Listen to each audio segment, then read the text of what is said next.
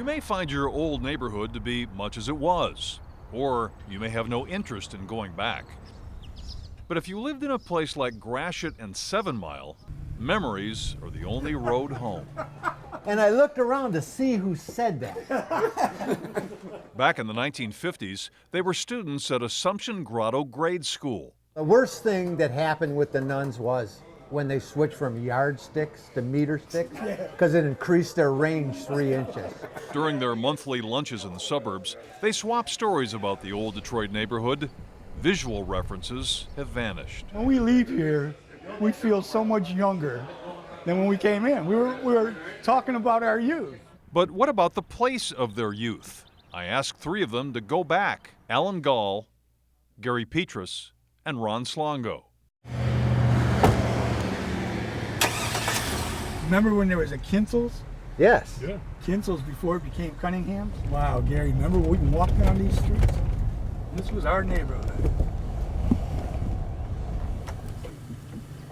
Gary lived in this house on Lyndhurst. We used to have a porch swing there, and because we had the swing, this was like a meeting place in the neighborhood. He remembers painting the porch and the steps. The big sofa would be there. My mom would, on a Sunday afternoon, would probably be taking a nap on that after dressing all the kids for church, putting together Sunday dinner. Detroit's population is more than 1 million lower than when Gary lived here in the 1950s. And we had a table and 11 people sitting around it. In this little space? His mother was here until 1990.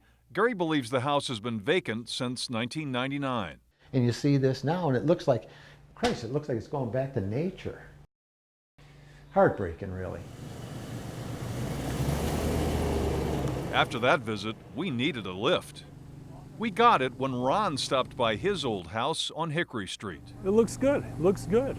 You know, we didn't have the air conditioners, but other than that, looks the same. Look at the windows, leaded glass.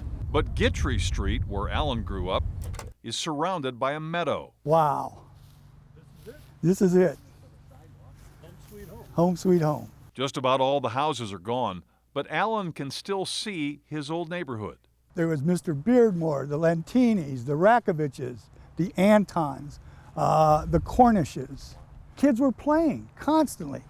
Their school is gone too. Yeah, that first walk over there was the front of the school. We'd have to line up in front every morning. But Assumption Grotto Church is still here, the one familiar place. You know, it's like the entire fabric of your childhood is wiped out. But you come in here, and it's reassuring, actually. So is the sight of new houses in their neck of the woods. The guys are happy to know that people are moving in to some parts of Detroit, and the city's financial house may no longer be a house of cards.